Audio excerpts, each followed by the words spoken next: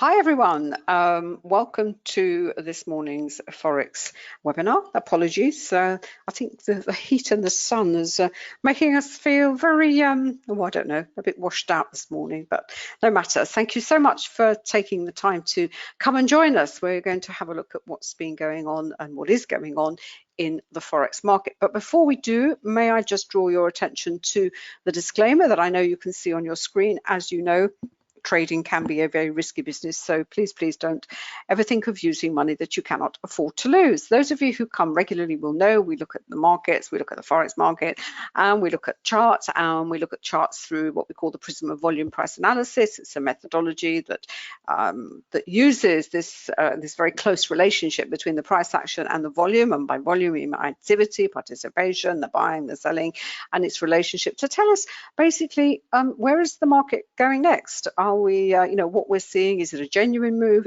or isn't it a genuine move? All the explanation, the background to the methodology you can find up on the books which are on Amazon. This is the little box set, digital box set that we've put together for the Forex market, because VPA is your chart analysis, your way of analyzing your charts, but the Forex market, the price action is driven by a number of factors, and they include the fundamental releases and also what is happening in other markets. And by other markets, we look at other markets in the context of sentiment, and sentiment is very much at the forefront of the market narrative at the moment, given what happened yesterday. But we also look at the markets, related markets that are particularly tied to individual currencies. For example, the commodities. What is happening in the commodity market, and how is that impacting what we call the commodity currencies, of which the Aussie, the Kiwi. We don't have the NOK. We just don't have it on our list of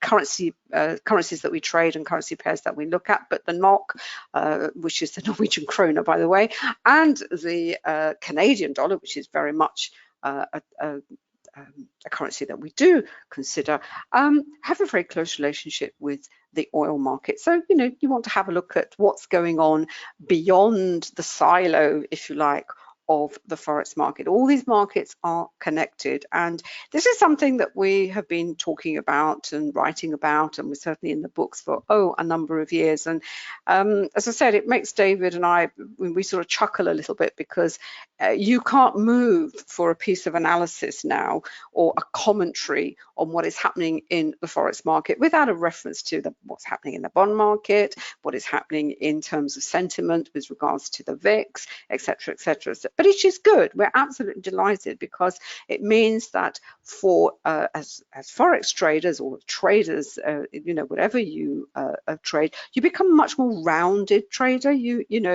Even if you only trade very, very fast charts, you're only in there very, very short space of time, you do have to understand that there is a context to the move that you are seeing on your chart. When you first start, it can be very, very overwhelming, which is part of the reason we wrote the books. We have the program, our Forex program, which is where we have put all this stuff together. Now, this little slide here, I know some of you have seen it, but essentially what compromises the VPA? As I said, price action volume. We use candles, we look at patterns, candle patterns, and support and resistance. Support and resistance, I say this every time, and I have to really stress it, and I make no apologies for it, because the support and resistance levels, those levels on the chart that are important to the market and other traders in the market, you have to find a way of highlighting them, of marking them on your chart. There's a number of ways that you can do that. We use price-based support and resistance levels, and we also use volume-based support and resistance. Fibonacci comes into that kind of, that part of technical analysis. And on top of that, you then look at indicators, what we call the standard ones, and then we have developed our own, not just for the Forex market, they cover all markets, but these four in particular help us to determine basically what is being bought and what is being sold in terms of individual currencies and currency pairs, because as we always say, this market is about levels, as I've said, and it's about the flow. It's about the flow of the buying and selling. And as I said, with these indicators, what we've managed to do, we believe very successfully, is identify where those flows are going at any particular time, and more importantly, the kind of strength of the flows, because it's, you know, when you see something setting up, what you also want to try and establish is whether that setup that you see based on the principles of VPA, has it got some legs? Is it likely to be moving? You know, have we got some momentum behind it? Which is why three of the indicators have sort of values next to them, which is the matrix, the array, and the currency heat map. And what it also does, once you get to recognize whether the values that you are seeing on these indicators are, you know, the numbers, whether they're high, medium, or low. And by the way, on TradingView, we have now found a way of doing that, and David will highlight that for you. It can also give you a clue as, you know, is the market actually moving? I mean, after yesterday was a fantastic day. Needless to say, this morning feels a bit like the day after a really, really good party. You've all had a fantastic time, and of course, yesterday here in the UK was supposed to be, in inverted commas, Freedom Day, and it's great to see so many people out there and enjoying themselves, especially after the year that we've all had. But you know, you get that kind of hangover feeling. It's a bit like that with the markets this morning. So, but you know, things are moving, but certainly not as dramatically as we saw yesterday. I mentioned the Forex program, the complete Forex program we call it, because it is that. It covers everything that we believe you need to know to succeed in this market. And there's an extra element to the program now where, if you are a student of the program, you can enroll into what we call our funded program. There is a one-off, there's just a one-off cost to that, and essentially what you can do is you work your way through different levels until you can come up to handling an account of $2 million.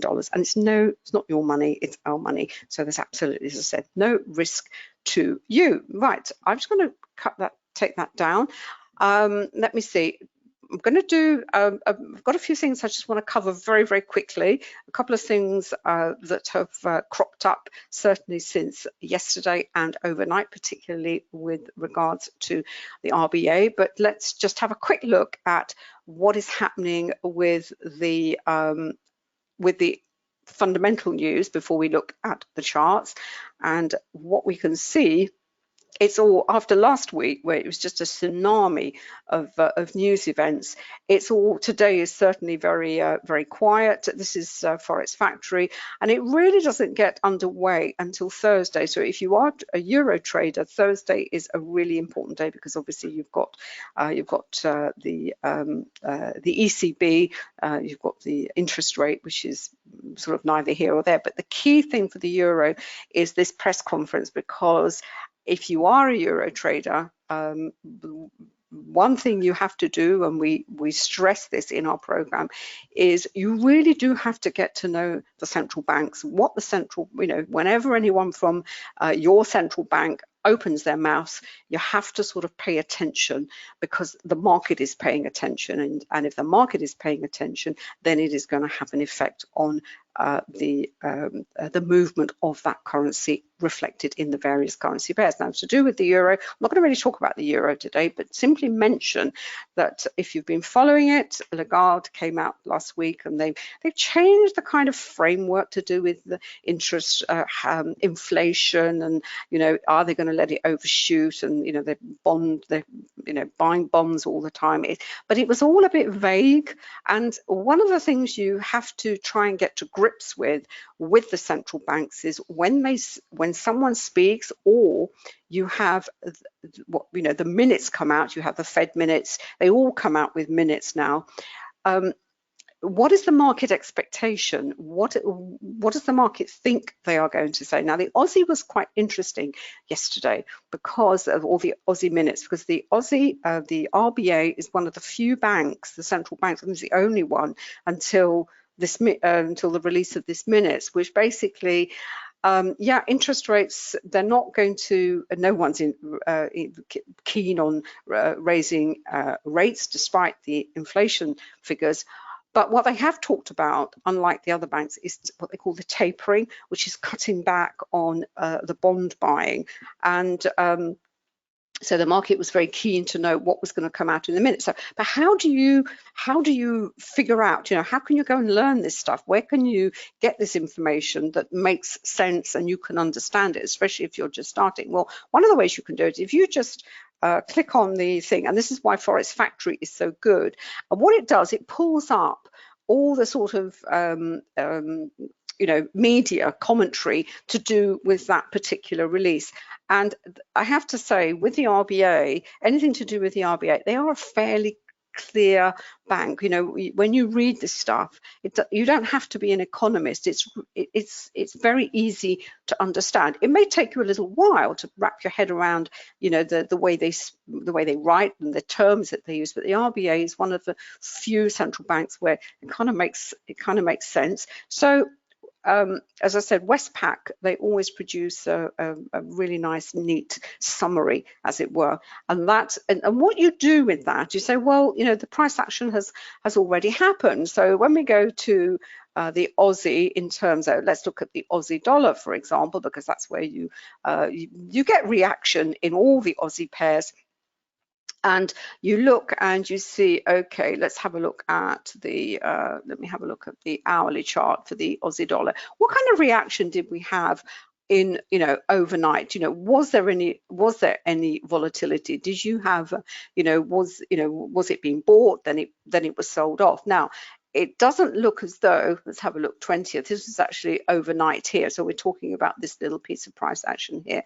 And in fact, certainly on the hourly chart, there didn't seem to be, there wasn't any volatility. And we know that because there were no volatility triggers. We've developed an indicator, which are these two little arrows that appear on a candle. And essentially what that means is, it's when the price action goes outside of what we call the average true range for that particular time frame. And when you don't see it around the minutes being released, as it were, then it tells you from a price action perspective, it was, yeah, okay, it was pretty much what the market was expecting. Now, as a trader, what you have to do is, once you got to grips with your chart reading, is you have to kind of have a sort of, how can I describe it? I wouldn't say it's not a spreadsheet exactly. You need to have a timetable, a monthly timetable for your currency, and so when to expect news for that particular currency and currency pair. So you have it in advance, not, I would say, monthly, then weekly, and then daily. And what you can do then is, we explained, as I said, this is one of the things, one of the modules that we have in the program, is you look at the price action, looking back, you look back to, for example, when the policy minutes, you look back to the last time there was a release of the policy minutes. What did the price action do? What was in there that made that price action do what it did? Now, that doesn't, it's not 100% guaranteed it's going to do exactly the same the next time around, but it builds up your background knowledge on the currency and currency pairs. Right. Forex Factory is fantastic for that. You can pick up all the, as I said, the commentary from various different sites. Well worth looking at. Then we have trading economics, the calendar. It's a more comprehensive calendar, and it picks up a lot of the releases that Forex Factory doesn't pick up. And then what we've got looking ahead is we've got they've got the housing starts, the building permits. This type of data is very important because it tells you, well, the housing market, clearly, The housing market in the US has actually been running, as I say, hot as it is here in the UK. And you know, but it's also, and if that starts to sort of slow down, as it were, is that telling you something about the overall economy? And my final calendar, which I have, is this one from Financial Juice. Again, this is a sort of commentary running. It's a calendar, but it's also a summary, if you like. They pull the, you know, just keeps you up to date with what is happening in the broader market without necessarily overwhelming you. Now, clearly, yesterday was a bit of a dramatic day. We're going to talk a little bit more about what happened yesterday and why you can actually, I wouldn't say, you know, predict down to the day when it is likely to have the sort of effect that we saw, the effect that we had yesterday. But if you look at the daily charts for the indices, you know, something was going to happen because of, you know, the way the price action was together with the volume. All I would say is and as I said, we're going to explain a little bit more in the next session this afternoon, but we had what we call is a very sharp correction, and there is a reason for that. There's you know, the charts can tell you that, and today we are having a bounce back. I mean, yesterday, this is the Dow Jones, this is the cash, that was down almost 1,000 points. It did come back slightly in before the close. These are the futures, they're already up 200. The S&P's up 22. The VIX is elevated, not scarily elevated. It's one of these related markets that will tell us about sentiment. But what you have to bear in mind, this is the NASDAQ as well. And if you look back to this candle here, this is a pretty good example. You had this creeping higher, then you had this sharp sell-off, then you had the buying coming in, pushing up even higher, more weakness, and we've had this rollover and down it goes again. But look, you know, you've got buying coming in again, it's up 74. So it tells us the market is nervous, but it isn't what we call the big short. It's not this huge dramatic, you know, washout that we certainly saw last March. And all we can say is expect to see more of this. And this is then reflected in what the individual currencies are doing in terms of what is going to be bought, what is going to be sold, because individual currencies and currency pairs reflect sentiment. And let me just take that down. Have a look, and we can see it here. Whenever you get a day like yesterday, the day after, I mean, markets always fall. You know, I don't know how many times faster than they go up, but they fall very fast, and it's always more dramatic. Once that fall comes to a pause and it finds support and the buyers start coming in, the crawl back higher it's slow. You know, it's not, you do get V-shaped reactions, but they are rare. The more general type of price action you get is you will get a stop, because stopping volume will come in, then you get congestion, and then you get the reversal. Now, you as a trader, you will see that in every single time frame because the price cycle is fractal. So what you see on a daily chart is identical to what you will see on a 5-minute chart. So the first port of call is we look at what is happening on the CSI. These are the individual currencies, and if you compare what was going on here, where you see all the currencies bunched in the middle, as it were, and it tells you the market is really, you know, there's stuff going on, and certainly on the faster time frame, but you know, it is all bunched up, and you know, they look at the pound here, it goes up, then it goes down, then it goes up, and then it puts in a really nice move lower. But as soon as Monday came along yesterday, this is the drama that we saw yesterday. You can see all the safe haven buying. Safe haven is Swiss franc, Japanese yen, also coming into the US dollar as well.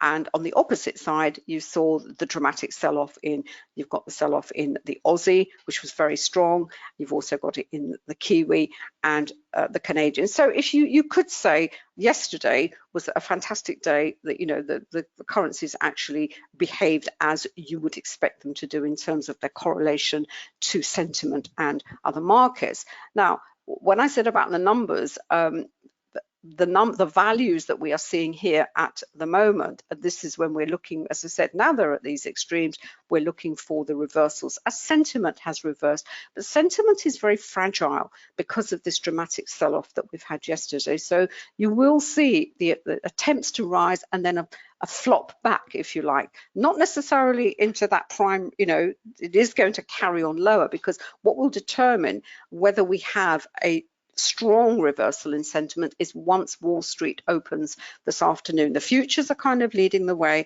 but Wall Street is really the clincher on this one.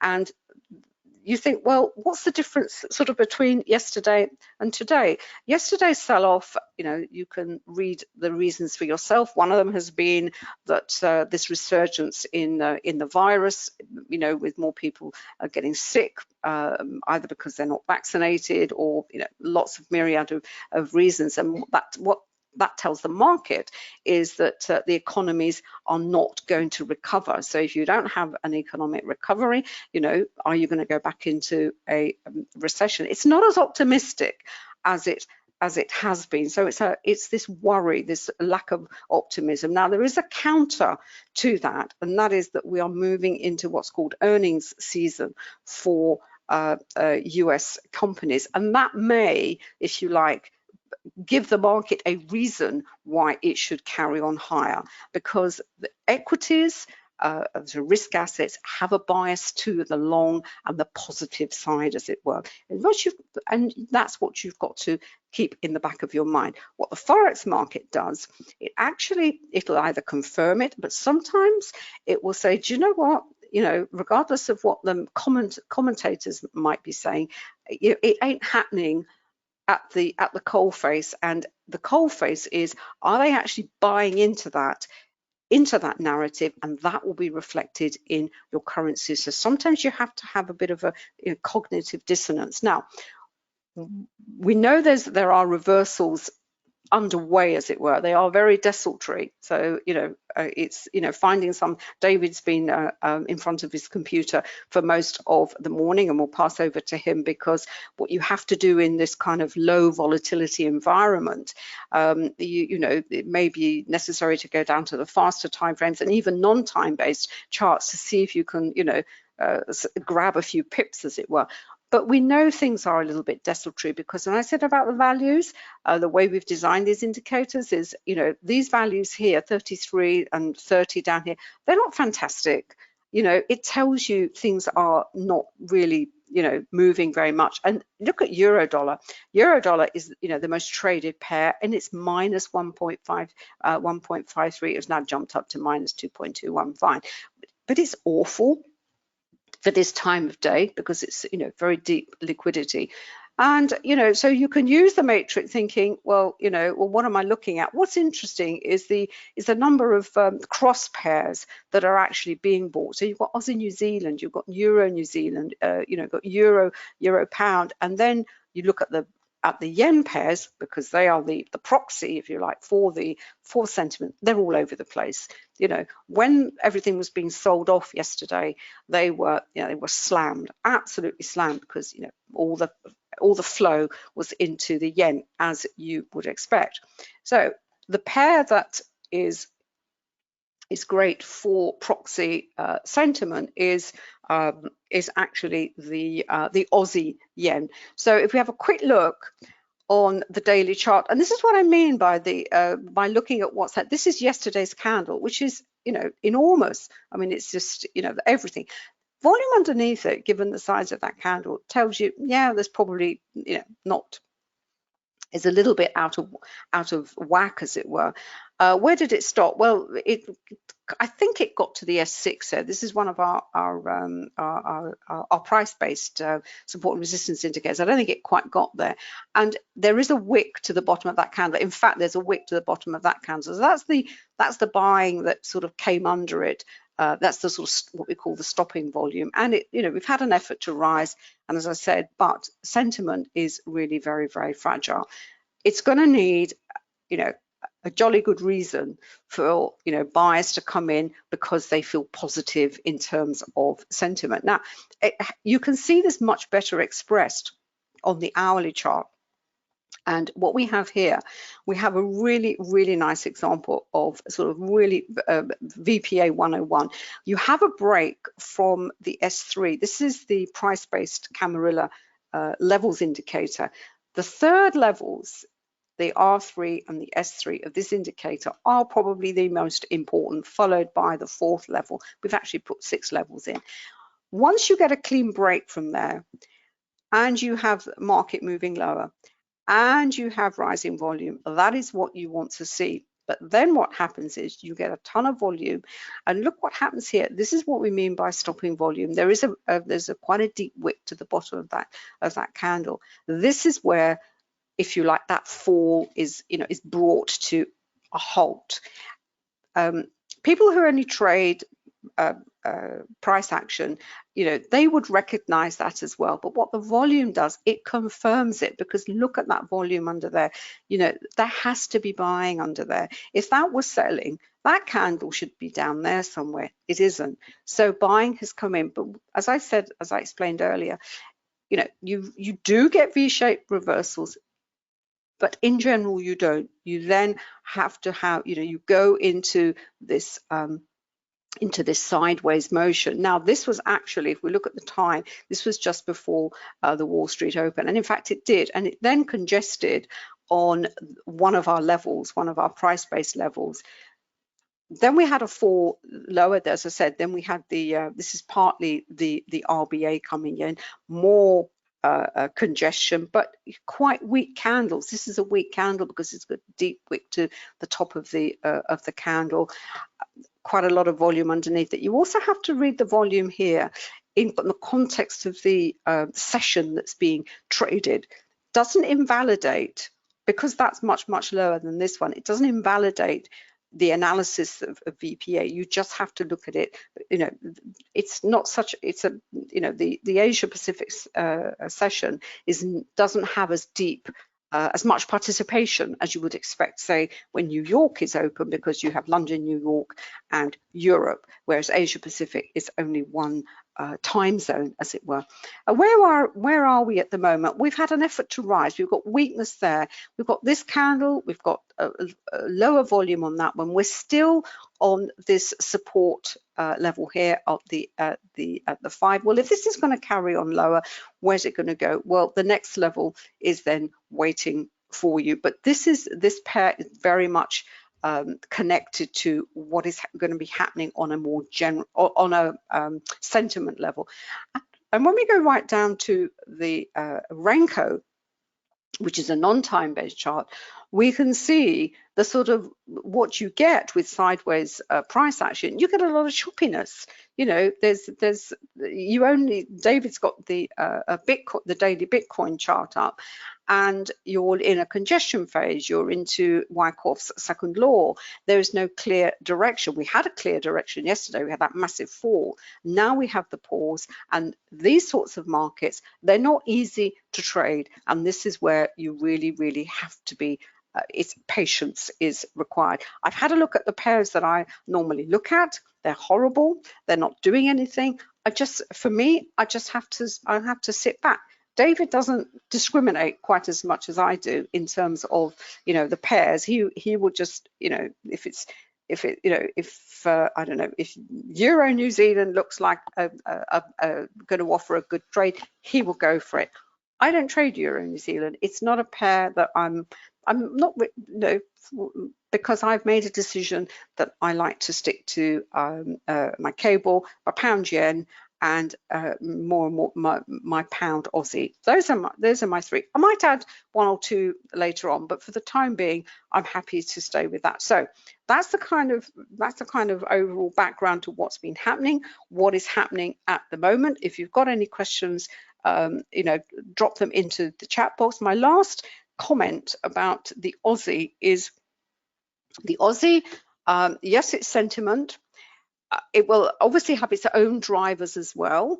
What is the RBA? If the RBA suddenly decided, oh yeah, we're going against the flow, we are going to raise interest rates, it's going to become a more attractive currency to buy. The RBNZ has kind of talked about, they're not, they've made it clear they are going to, if it's necessary, they will raise interest rates. So, you get elements of the carry trade coming in.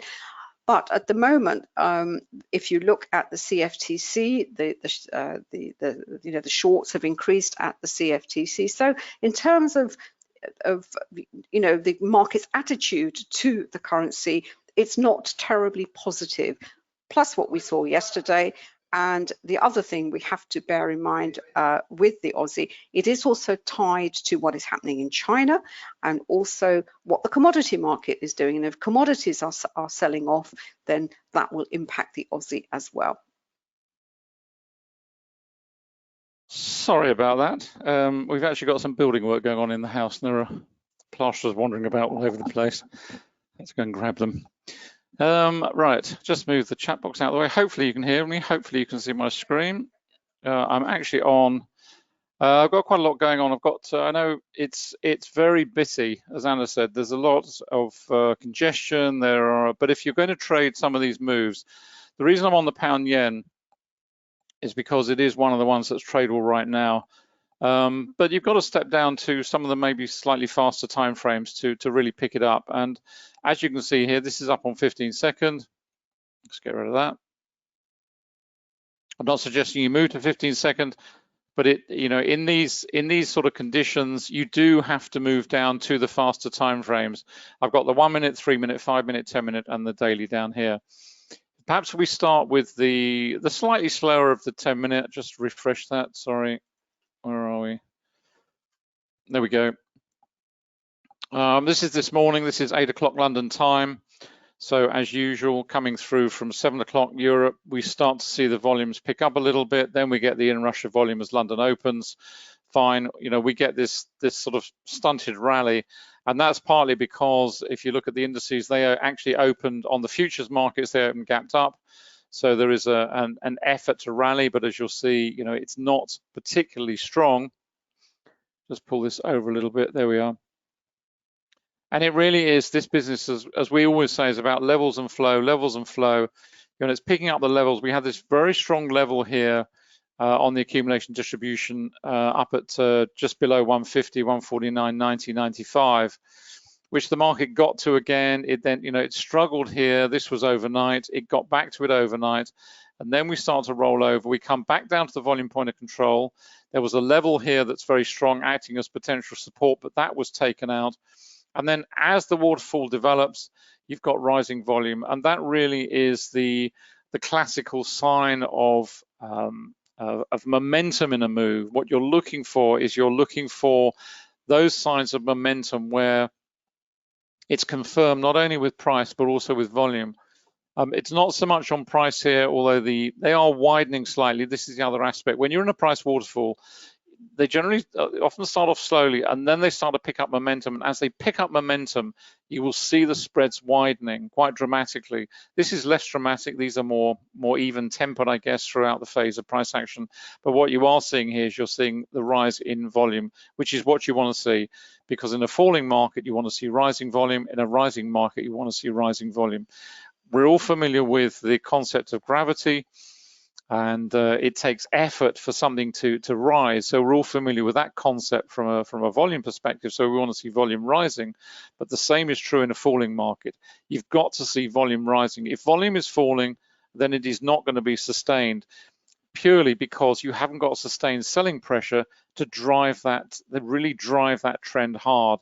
And that's what it comes down to. So this is just a really nice example of what we're looking for. We're looking for rising volume, falling price, and ideally widening spreads. Not so much in this case, but you know, it's still got that bearish sentiment to it. Then, of course, what you're looking at is you're looking at levels. You know, if you're down onto, let's go down onto the 5 minute. You know, we've got this level here. Clearly, we've got a sort of platform here where the market has paused. It's starting to break lower. We've tried to rally. These are the other sort of candles you're looking at. This is indecision. That's a doji. So, you know, you can't imply anything from that particularly other than it's indecision.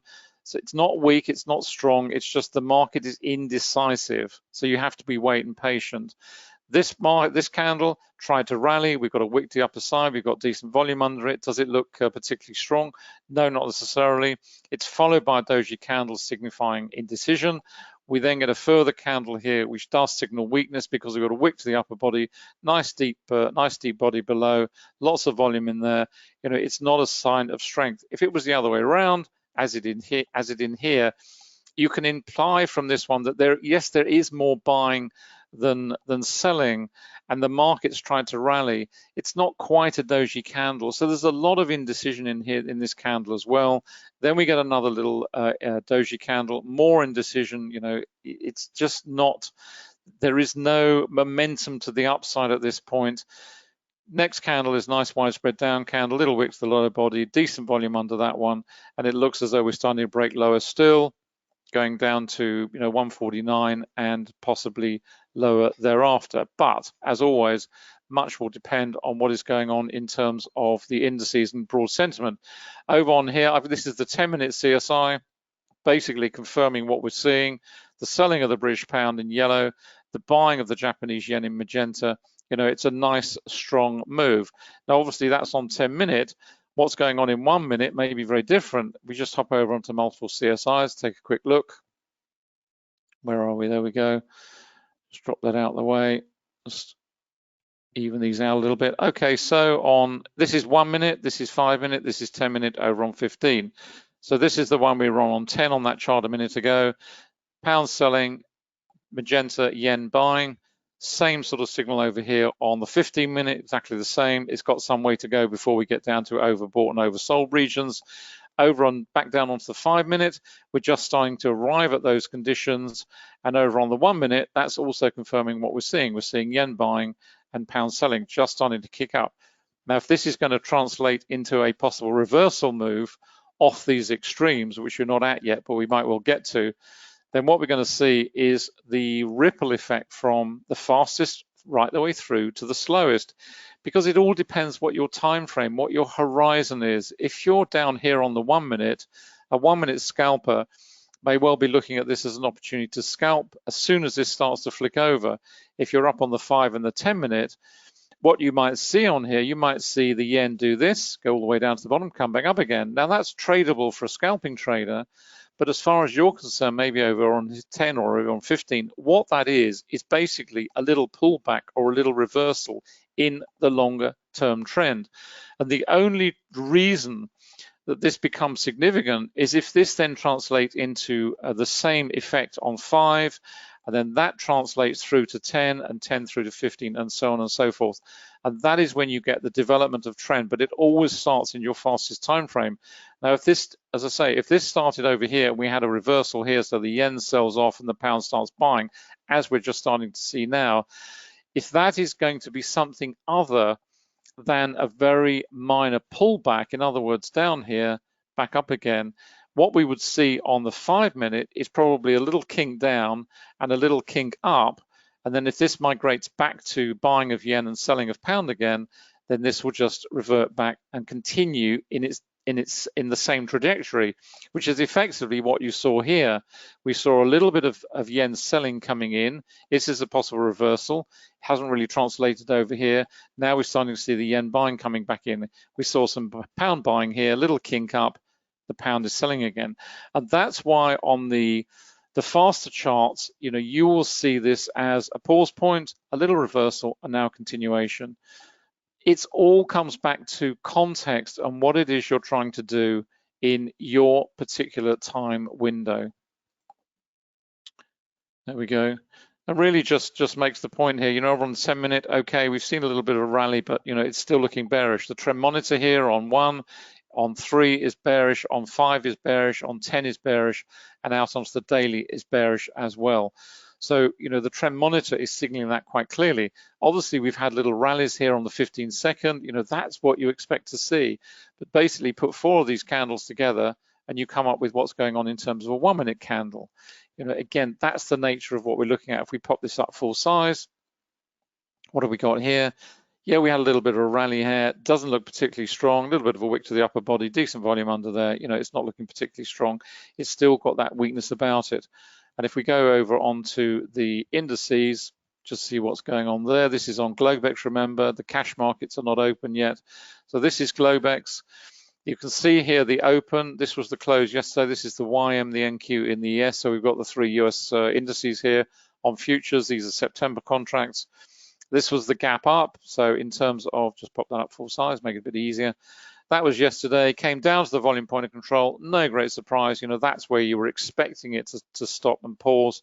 I have to say, the one thing I would say though, in terms of volume yesterday, if you actually look at the comparative volume over here and the volume over here, and you look at the spread of the candle, and you look at the spread of the candle, then this volume looks out of whack. It doesn't look enough, in other words, because if that is a benchmark candle, or indeed even this one, which is a wider spread with the volume falling away after that most recent kickback there, then if you look at the volume over here, you know, is this correct? And you look at it and you think, well, actually, it looks a bit lightweight.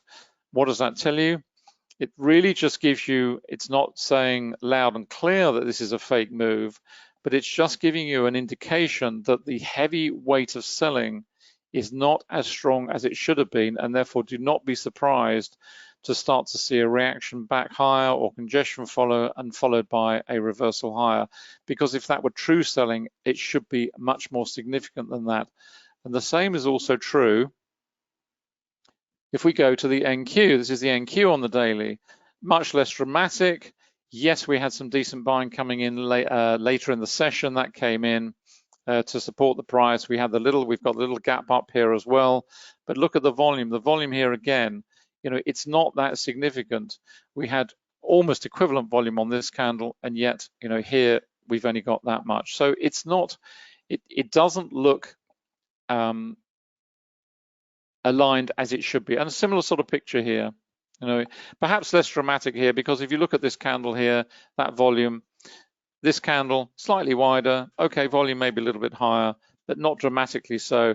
We also have to remember to factor in that we are in the depths of summer here. So always remember, when you're looking at volume, you've got to consider the seasonal aspects of volume, because during July and August, there will always be an attenuation in volume. Volumes will be relatively lower, and then they will start to pick up again in September as the bulk of the market comes back. So always bear that in mind when you're looking at summer episodes or through the prism of volume price analysis.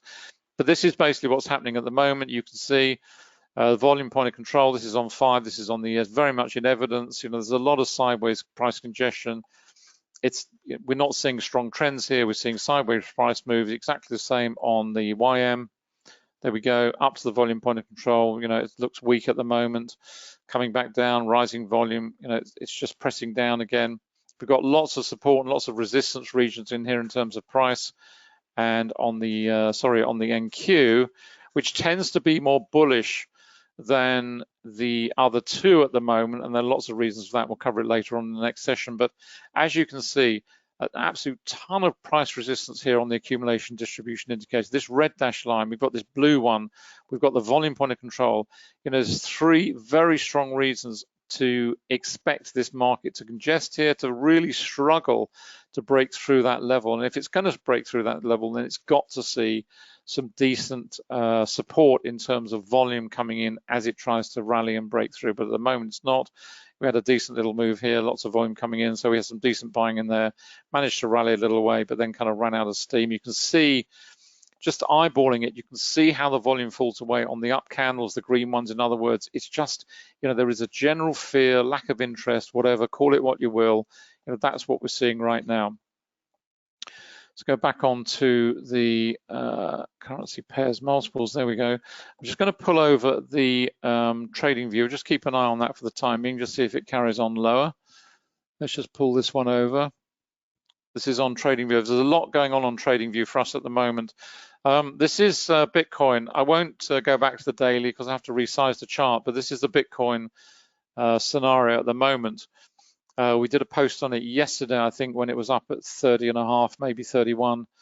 And we said it did look very fragile, and indeed it does, and it really is looking fragile. And the problem is that not only has volatility drained away, although we've got intraday volatility here, I'm talking about longer term volatility on the slower time frames. Not only has volatility drained away for this particular market, and this is cryptocurrencies in general, I've just got Bitcoin, but the same chart pretty much applies to all of them because they all tend to move in the same direction. I'll show you that in a minute. The volatility has drained away, but also volume has drained away, particularly volume to the upside. Yes, we had selling coming in on this 5-minute volatility trigger. What do we expect? Congestion, off we go. Then we're breaking lower, another volatility. What have we got? We got a reversal in that case. You know, we had some decent volume coming in there, but look at the, you know, the effort to rally is just, it's so weak. It gets up here and it just, can't get through there. That is the picture at the moment. We're trading what, 29.6.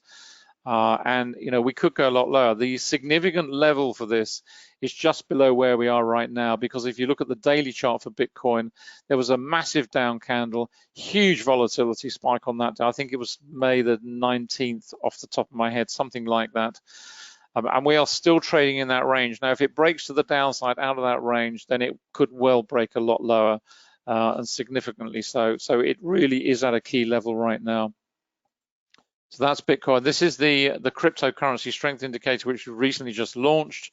This is the standard currency strength indicator. This is on 5-minute. This is on 30-minute. This is the cryptocurrency strength indicator, which uses many of the same principles. But the difference, as you can see, is that mentioned just now, all the cryptocurrencies down here. This is Bitcoin in orange, Ethereum in yellow, Litecoin there in magenta. They will XRP, they will all move, generally speaking, in much the same way. So their charts will be very similar, their price action will be very similar, and these are all based against Tether, USDT. So when Tether is rising, Bitcoins will be falling, and all the other cryptocurrencies as well, and vice versa. And this is just a straight visual on trading the cryptocurrency market en masse. Works in all the time frames, and the key is obviously using it in exactly the same way as we use the currency strength indicator. You're looking for trend strength, because if you've got something that's rising strongly, as we had here, and falling very strongly, then those are going to be very strong tradable trends, because the steepness of the line will tell you how strong that buying or selling in that particular cryptocurrency is. I'll say the difference is these are all against Tether, so these are fully formed cryptocurrencies, as opposed to these, which are the base currencies broken out from the currency pairs themselves. So here we're looking at pairs, if you like, versus Tether. It's just a fantastic indicator. It just gives you all that visual, and in exactly the same way, using exactly the same way, you can trade off the overbought and oversold on the highs and lows. It's just terrific. Let's just have a quick check on where we are in terms of the individual currency indices. This is the pound, so that's what we're seeing at the moment. These are all on 5-minute. That's what we're seeing at the moment. So we are seeing, broadly speaking, the pound moving lower. Broadly speaking, the yen moving high, although it has been flip-flopping around. This is 7 o'clock, 8 o'clock. You know, it's been moving side, but now we're starting to see some more decent get through this level, which is what I was waiting for, if the yen is going to continue higher, and that move in pound yen is going to continue lower. This is what the dollar's doing on 5. Very much sideways. You know, it's backwards and forwards, up and down. And this is the euro, pretty much same picture for the euro. Lots of congestion on euro. So it's really a question of teasing out those particular currency pairs which are actually going to deliver. Very quickly, this is on the new table function we've now updated on. Just move that out of the way, up there. This is the currency array. For those of you who've seen it before, you'll remember we had to develop our own table because this table function was not available in in TradingView on the Pine script. It is now, I'm delighted to say. This has now been all updated. So if you have the full package of TradingView indicators, you should now have this available. If you haven't, just drop us an email, helpdesk@quantumtrading.com. But you should have this available. You should have had email notification that these are now available. This is on 5 minute. This is on 10 minute. You can see which is the weakest. The one we've been tracking is pound yen at the bottom. Same here, pound yen, also New Zealand yen, and cables down as well quite strongly. So we've got some decent tradable opportunities, certainly in pound yen. Looks as though it's continuing. Nice steep line there. What's also nice about the currency matrix, it gives you this view on yen sentiment, because what you're looking for is not only the fact that you want to be trading a weak currency or a strong currency pair. Oh, recording's been stopped on the webinar for some reason. Hey-ho. What you're looking for is the sentiment towards the market per se. And this is just a nice example, because when you're trading a weak currency, in this case, the pound yen, what you also want to be assured of is that all the other yen pairs are also doing the same thing. In other words, you are trading with the universal flow of the market, which is exactly what you are doing here. Everybody at the moment on 5 minute, or the market per se at the moment on 5 minute, is buying yen, because it's reflected across the complex. And ideally what you want to see is a full house where all of these stack down at the bottom here. But certainly the pound yen is the weakest. And over on the 10 minute, exactly the same configuration here, where we've got all of these nicely sliding lower, nice steep angles, and the steepest is on the pound yen, although New Zealand yen also would certainly be tradable too. This is on the currency matrix, exactly the same. We've used the table here, and we've got the all-time high and the average high and the average low and the all-time low feature here as well, which is just terrific. We will be rolling these back onto all the other platforms in due course, but it just gives you a sense of where we are in terms of overbought and oversold, if you like, in terms of the extremes of this particular, for a currency pair. We're at 15, all-time high 17, average 14. So we know for a fact the numerical value here is more or less there or thereabouts in terms of the average and all-time low and high, and the same down at the bottom here. In fact, we're at it. So we know visually, just by the numerical values, that we are perhaps getting to extremes. Finally, just to wrap up on the tables, this is the currency heat map. Looks absolutely fantastic. It just looks nice and clean, nice and stable. The beauty of this is you get to choose what time frames you want up here. You can change them to whatever you want. So if you're a scalping trader, you can have 15 second, 30 second, 1 minute, 2 minute, whatever, or you can have a slower, as I've got here, right the way out to the monthlies. You choose, and of course you can have more than one running. So you can have one for scalping, one for slightly slower swing or trend trading. It's entirely up to you. It's entirely configurable. Wonderful.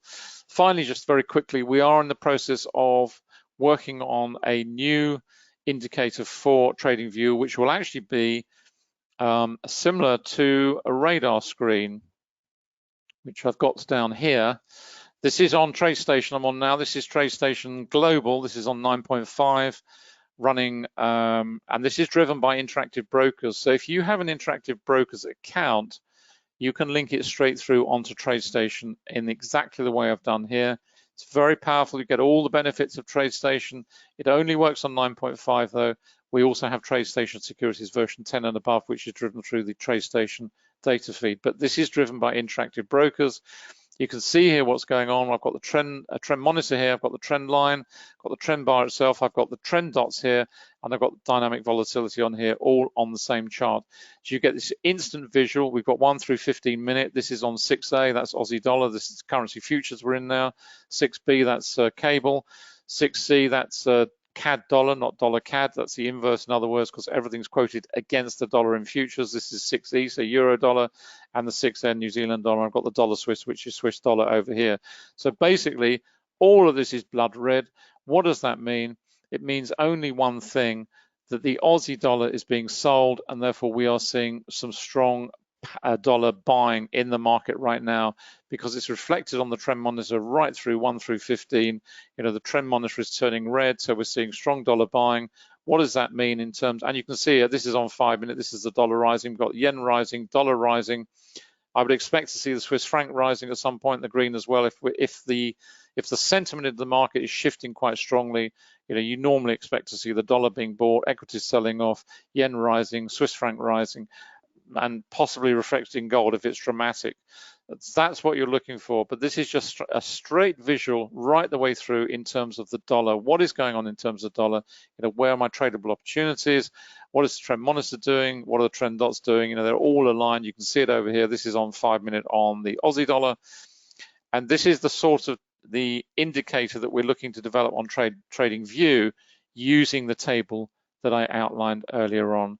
So they will be able to have the option to put the indicators into some sort of radar scanner to give you the view of what is going on in terms of the indicators right the way across the time frame. And you literally just click on these. It's so cool. Just click on 10 over here. There we go. And we're now on the 10-minute chart for Aussie dollar. There's no messing around. You can see instantly what's going on. We can go down to any of these. Gone to euro dollar. It's gone to euro dollar on 5. Up it comes. There we go. That's euro dollar on 5, and that's a reversal we're seeing right now. Confirm with the trend monitor. Confirm with the trend dots. Volume's looking good. Rising volume. Coming down to volume point of control. So maybe expecting a bit of a pause point. If it breaks away through there, we're down into low volume, and away we go on another nice trade. Right. Yes, as Anna has reminded me, which I always forget to say. Let's just slide that out the way. The beauty of, one of the many beauties of TradingView is that it is browser-based, which means that you can use it on any device. You can have it on the mobile devices, you can have it on the Mac. You don't have to worry about running in Windows or Parallels, any of that. So just remember that if you have your indicators and you want to run them on Mac, then the TradingView browser-based platform is just perfect for that. It's great. Where are we with pound yen? Carrying on lower. Okay, no problem. We had the indecision here. We had the weakness signaled here, and down we go. And again, look at the volume here. It's rising all the time. More selling coming in on the pound yen at the moment. We've gone through where, I can't remember where we are, up here somewhere, 15, I think. We're down at 140, going through 149 now, possibly lower still. And we will see what happens later on in the day. Let's have a quick check on indices. Still very weak, still very sideways, a lot of indecision, and much of that will be filtered out once we get the cash markets underway and see what happens there. There we go. We've come to the end. It's just gone 12. Apologies for the break in the middle there. And I think you will find that half of this recording has been chopped off if that message was correct. So sorry about that if that is the case. Where to find all the indicators? Over at quantumtrading.com. This is where you'll find them. MT45, NinjaTrader 78, TradingView, and TradeStation. The indicators that we've developed on TradingView, the new ones, the Bitcoin, not Bitcoin, the cryptocurrency strength indicator, and also the radar screen that we're going to develop. If you have the full package, you will get these indicators free of charge. It's the way we've always worked ever since day one. If you invest in a full package with us, then you get all the indicators we develop in the future free of charge. So that's where you'll find them all. In terms of the Forex education program, that's at quantumtradingeducation.com. It's called the Complete Forex Trading Program because that's exactly what it is. It will teach you everything you need to know to trade these markets with confidence. It includes a full package of indicators. You decide which platform you want, whether you want TradingView, whether you want MT45, NinjaTrader, or TradeStation. The educational element is exactly the same across all platforms. It's just the difference in price reflects the fact that on some platforms there are more indicators than others because we have a greater functionality and availability in terms of the data that feeds that are offered to us. These are the core modules: psychology, the fundamental, the relational, which is huge, covers all the related markets, the technical analysis, which is a deep dive into VPA, as you would expect, mechanics of trading, how to trade, doesn't just apply to Forex, applies universally to all markets. And then you've got this huge library down here, VPA chart examples, how to use indicators, pulling it all together, topic webinars, webinar library, and resources. It's massive. I think it's something like 450 odd lessons in there. There are, I think, 250 to 300 hours of video. And in addition to that, you've got 13 PDF downloads, which cover a lot of the detail more specifically. And in addition to that, you also get to join the VPA Traders Group, which is hosted by Anna and myself. We are there daily. The funded Forex program we've bolted on. purely for one reason and one reason only, because we wanted to give our students, and it is only available to our students, we wanted to give our students the opportunity to put that experience to use and actually profit from it accordingly. You're trading our money, you're not trading your money. We start with the three levels on what we call the evaluation stage down here at $5,000, $10,000, and $15,000. You decide which level you want to start at. The purpose of the evaluation is exactly as it sounds. It's for you to prove to yourself you have consistency to achieve the profit target, very simple profit target that we set at these levels. And you also, in doing that, you prove to us that you have that consistency too. Once you've achieved that level, you can move up to the next level. In addition to the 28 currency pairs which are available on the evaluation stage, you also have the indices and gold to trade. And what we then do is we multiply the balance by 4, so you get to trade. If you start at 15,000, we give you a new account with 60,000 in it. We then double that from there on, so you go 60, 122, 44, 80, 960, right the way up to 2 million. You get 35% profit back on the evaluation stage. Once you get up onto the higher levels, the portfolio manager levels, you get 50% kickback every month off the profit you make. And that rises to 60% once you get up to the 1 and 2 million levels. And that, at those sorts of levels, it will give you the confidence and the experience of trading big money accounts. And remember, it's not your money, so you can't lose it. It's our money. Yes, of course, there are risk and money management rules in there. You would expect it. We don't want you to lose large sums of money, particularly ours. So there are rules and it's all there explained in the PDFs. You'll find it there on the particular site. This is Trading Labs. This is where we update all the latest developments. So if you are not registered there, hop over onto Trading Labs and you'll find everything there. That's at labs.quantumtrading.com. And finally, Anna's site, annacooling.com. This is where you'll find all the books up there on Amazon in Kindle and in paperback, all the latest analysis. The copper we did, that was the Bitcoin one there. That was yesterday, I think. So it just keeps you up to date with various markets and all the analysis that Anna does on Facebook and all the other social media down the side there. That's it. Hope you've enjoyed the session. We are going to run, grab a cold drink probably, and we will be back at 3 o'clock this afternoon. So we look forward to seeing you there.